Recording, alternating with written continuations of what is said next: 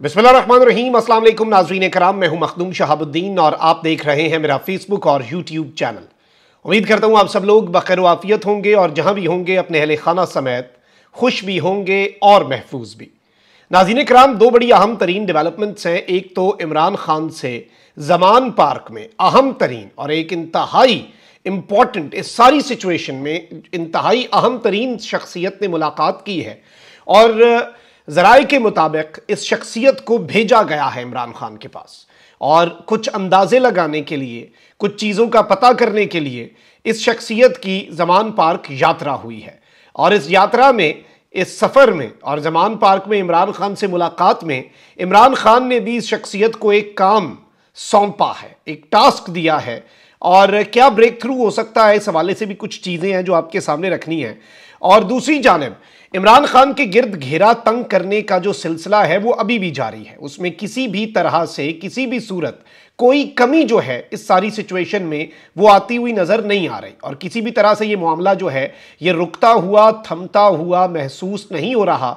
और इस सब में एक 2 स्टार जनरल की एंट्री हुई है और ये क्या मामला है, ये क्या माजरा है और इमरान खान साहब जो हैं उनके हवाले से इमरान खान के गिर्द घेरा किस तरह से तंग होगा इस नई एंट्री से, ये भी बड़ी इंपॉर्टेंट डेवलपमेंट्स हैं जो एक एक करके आपके सामने रखनी है। अब यहां पर नाज़रीन कराम कुछ और बड़ी पॉलिटिकल हैपनिंग्स भी हैं, वो भी मैं आपके सामने रख देता हूं। सबसे पहले आपको पता है कि इस वक्त IMF का मुआहदा जो है वो इस हुकूमत के गले की हड्डी बना हुआ है। 3 दिन के अंदर वजीर आजम ने 4 मरतबा IMF की जो MD है उनके साथ रब्ता भी किया।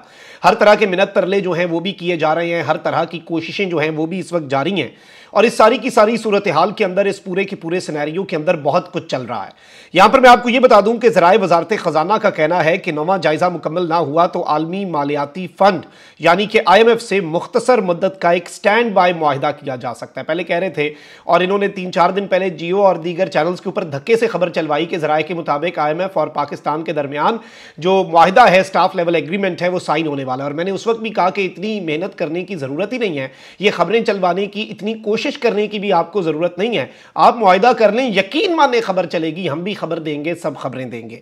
और अब वही खबर जो है वो बाउंस हुई है और इनका कोई स्टाफ लेवल एग्रीमेंट जो है उसके इम्कानात इस वक्त नहीं है। जितनी मर्जी ये मईशत बहाली, मुश्किल फैसले और मुख्तलिफ ये हीले बहाने बनाते रहें और IMF के सवाल के ऊपर बेशक ये सहाफ़ियों को थप्पड़ मारते रहें। इसहाक डार की दीदा दिलेरी देखें ना, बदमाशी देखें, आप उस शख्स की रौनक देखें, तकब्बुर देखें उस शख्स का कि वो आंसरेबल नहीं है। हुजूर का शौक सलामत शहर और बहुत। इसहाक डार की इतनी बड़ी, अगर आप देखें कि उनकी डेजिग्नेशन और उनकी इतनी बड़ी क्वालिफिकेशन है कि वो आले शरीफ का हिस्सा है। उनके जो बेटे हैं जिनके पास नवाज शरीफ साहब ठहरे हुए हैं वो नवाज शरीफ साहब के दामाद हैं। ये नवाज शरीफ साहब के इसहाक डार साहब समझी हैं। इनसे हिम्मत कैसे होती है किसी की बात करने की? क्या हुआ ज्यादा से ज्यादा? डॉलर डार को देख के नहीं, डार डॉलर को देख के डर गया, डॉलर ने ऊंची छलांगे मार ली तो क्या हुआ? IMF के साथ मामला ठीक नहीं हो रहे तो क्या हुआ? इसहाक डार साहब को कोई कुछ ना कहे, इसहाक डार साहब आले शरीफ का हिस्सा है। यही इस वक्त सिचुएशन है ना आपके मुल्क की। अच्छा जी, अब जियो फिर से खबर दे रहा है कि जी ज़राए के मुताबिक पाकिस्तान अपने कोटे के $2.5 अरब ले सकता है। पाकिस्तान के लिए IMF के कर्ज प्रोग्राम की मुद्दत खत्म होने में सिर्फ 2 दिन बाकी रह गए हैं। ऐसे में वजारत खजाना ने IMF को तजवीज़ दी है कि बोर्ड इजलास ना हो सके तो प्रोग्राम में 6 माह की तोसी की जाए, स्टैंड बाय मुआहदे का हुजम $3.5 अरब किया जाए। ज़राए का कहना है कि पाकिस्तान को मुत्तहदा अरब अमारात से आइंदा चंद दिनों में मजीद $1 अरब और सऊदी अरब से भी मजीद $2 अरब जुलाई में मिलने की उम्मीद पैदा हो चुकी है। दूसरी जानिब पाकिस्तान में IMF के मिशन चीफ नॉर्थन पोर्टर ने कहा है कि पाकिस्तान के साथ मुआहदे पर पहुंचने के लिए मुज़ाकरात जारी हैं। पाकिस्तान ने कर्ज प्रोग्राम की बहाली के लिए बजट में फैसला कुन इक़दाम तो किए हैं, लेकिन जाहिर बात है बाकी चीजें आपके सामने है कि क्या मामला है। और यही IMF के जो मिशन चीफ हैं ये एक स्टेटमेंट भी दे चुके हैं कि पाकिस्तान के अंदर कॉन्स्टिट्यूशन पर अमल होना चाहिए, जिस पर बहुत ज्यादा हुकूमत को तकलीफ भी हुई और हुकूमत ने फिर सारी बातें भी की और अपने मामला भी किए।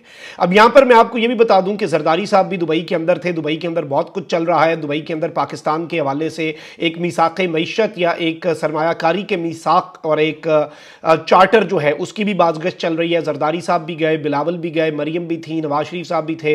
अहम तरीन ताकतवर कुछ शख्सियात के हवाले से भी खबरें हैं कि उन्होंने भी अहम तरीन मुलाकातें की और अल्टीमेटली मईशत गोल है। वो फिर जो इस्तेहकाम पाकिस्तान पार्टी है उसके बंदे भी गए, उन्होंने भी मुलाकात की। लगता है उनकी दाल वहाँ पर नहीं गली और और इस्तेहकाम पाकिस्तान पार्टी अभी जो अपने अवाम के साथ वारदात करने जा रही है, मैं उस पर भी आपको बता दूं कि खबर यह है कि इस्तेहकाम पाकिस्तान पार्टी ने, क्योंकि जाहिर बात है अगर इन्होंने कहा कि हम नवाज शरीफ के साथ मिलेंगे, जरदारी के साथ मिलेंगे, जो रईस है, अगर इन्हें अभी शायद कोई इनके जहन में होगा कि हमें वोट पढ़ना तो इन्हें कोई नहीं है, लेकिन इनके जहन में कोई उम्मीद तो होगी, तो इस्तेहकाम पाकिस्तान पार्टी IPP ने आइंदा आम इंतखाबात में अपने मंशूर पर लड़ने और किसी भी सियासी जमात से इत्तेहाद ना करने का ऐलान किया है।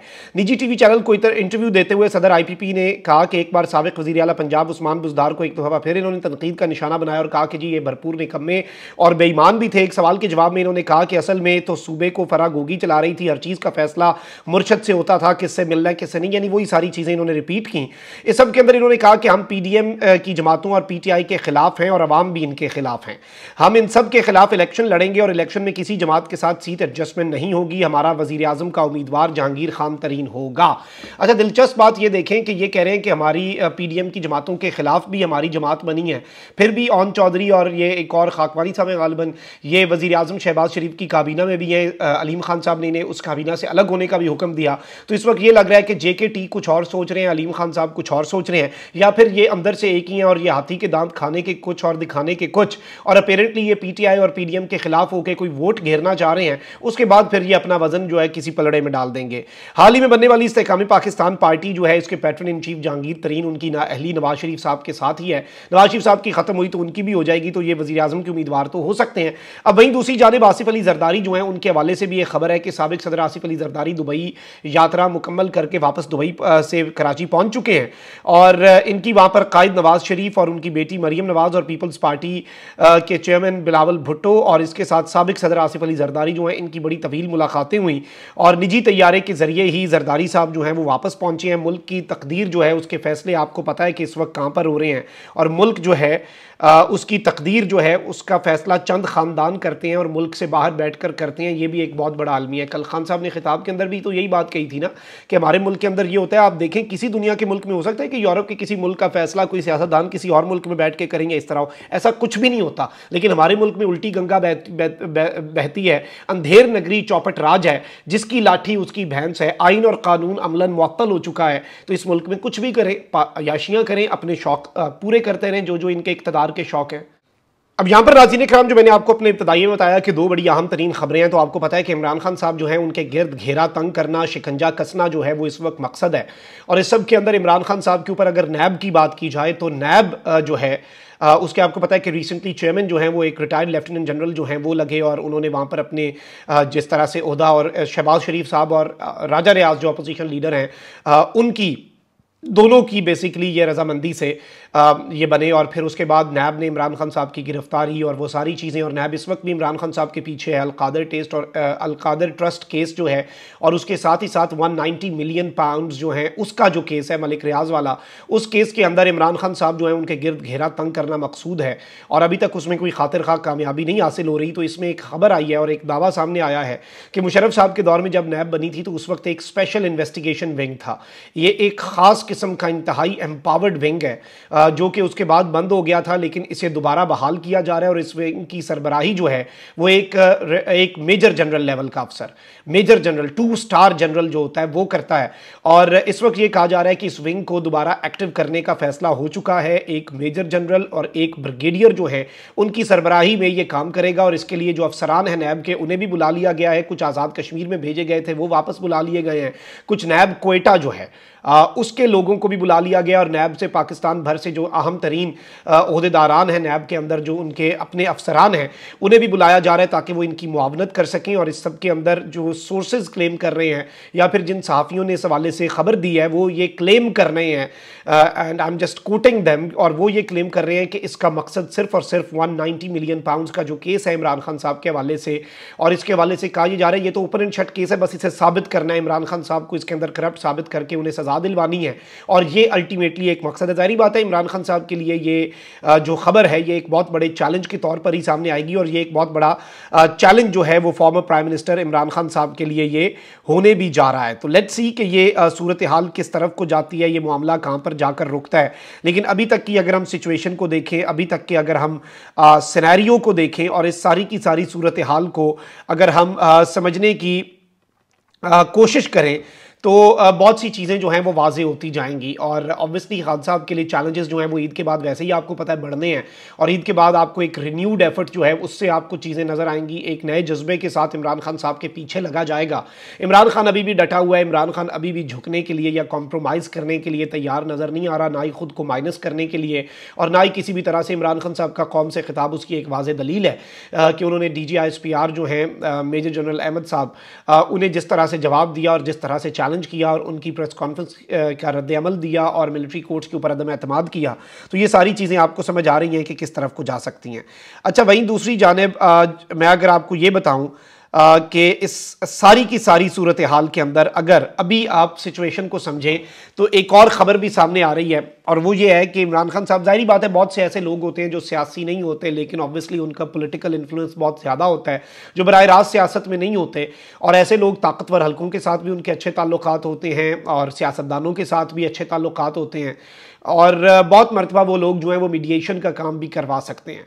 तो अपेरेंटली ये खबर आई है कि एक इंतहाई ताकतवर, में जितनी खबर आपको दे सकता हूँ उतनी दूंगा, उससे ज़्यादा भी डिटेल्स नहीं दी जा सकती, लेकिन एक ताकतवर शख्सियत जो है, इंतहाई इन्फ्लुएंशियल शख्सियत, उन्हें भेजा गया इमरान खान साहब से जाके मिलें और अमूमी मिजाज जो है ना वो इमरान खान साहब का ज़रा स्टडी करके आएँ।